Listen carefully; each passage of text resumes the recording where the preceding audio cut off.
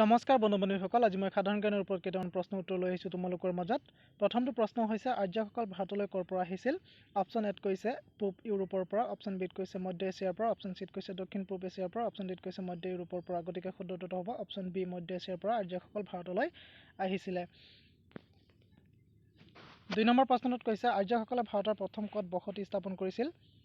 চাৰিটা অপশ্যন দিয়া আছে। অপশ্যন এত কৈছে সিন্ধু অঞ্চলত, অপশ্যন বিত কৈছে গুজৰাটত, অপশ্যন চিত কৈছে কাশ্মীৰত, অপশ্যন ডিত কৈছে পাঞ্জাৱত। গতিকে শুদ্ধ উত্তৰটো হ'ব অপশ্যন ডি, পাঞ্জাৱত আৰ্যসকলে বসতি স্থাপন কৰিছিল।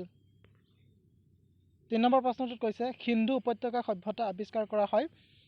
অপশ্যন এত কৈছে 1902 চনত, অপশ্যন বিত কৈছে 1921 চনত, অপশ্যন চিত কৈছে 1922 চনত আৰু অপশ্যন ডিত কৈছে 1932 চনত। গতিকে শুদ্ধ উত্তৰটো হ'ব অপশ্যন বি, 1921 চনত সিন্ধু উপত্যকা সভ্যতা আৱিষ্কাৰ কৰা হয়। 4 নম্বৰ প্ৰশ্নটোত কৈছে সিন্ধু উপত্যকাৰ মানুহে তলৰ কোনবিধ ধাতুৰ ব্যৱহাৰ নাজানিছিল? অপশ্যন এত কৈছে লোহা, অপশ্যন বিত কৈছে সোণ, অপশ্যন চিত কৈছে লিড আৰু অপশ্যন ডিত কৈছে টিন।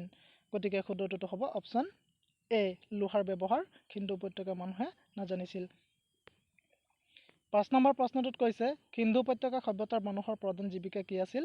অপশ্যন এত কৈছে কৃষি, অপশ্যন বিত কৈছে বাণিজ্য, অপশ্যন চিত কৈছে চিকাৰ, অপশ্যন ডিত কৈছে পশুপালন। গতিকে শুদ্ধ উত্তৰটো হ'ব অপশ্যন এ, কৃষি। 6 নম্বৰ প্ৰশ্নটোত কৈছে মহাবীৰ আলেকজেণ্ডাৰৰ মৃত্যু হৈছিল।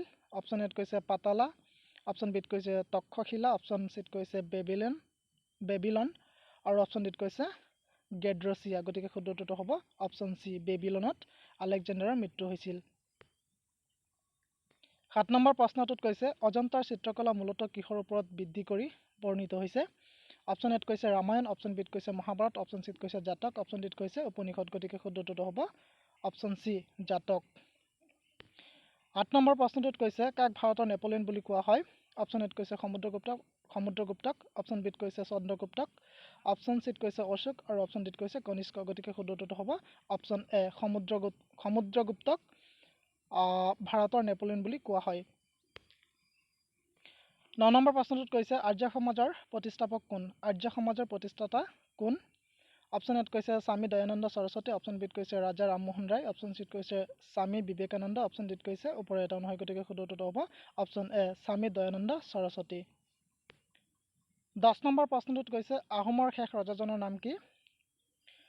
আহোমৰ শেষ ৰজাজনৰ নাম কি? অপশ্যন এত কৈছে ৰুদ্ৰসিংহ, অপশ্যন বিত কৈছে পুৰন্দৰ সিংহ, অপশ্যন চিত কৈছে জয়দেৱ সিংহ আৰু অপশ্যন ডিত কৈছে ওপৰে এটা নহয়। গতিকে শুদ্ধ উত্তৰটো হ'ব অপশ্যন বি, পুৰন্দৰ সিংহ। যদি ভিডিঅ'টো চাই ভাল লাগে তেন্তে লাইক, কমেণ্ট, শ্বেয়াৰ আৰু এটা ছাবস্ক্ৰাইব কৰি দিব। Thank U.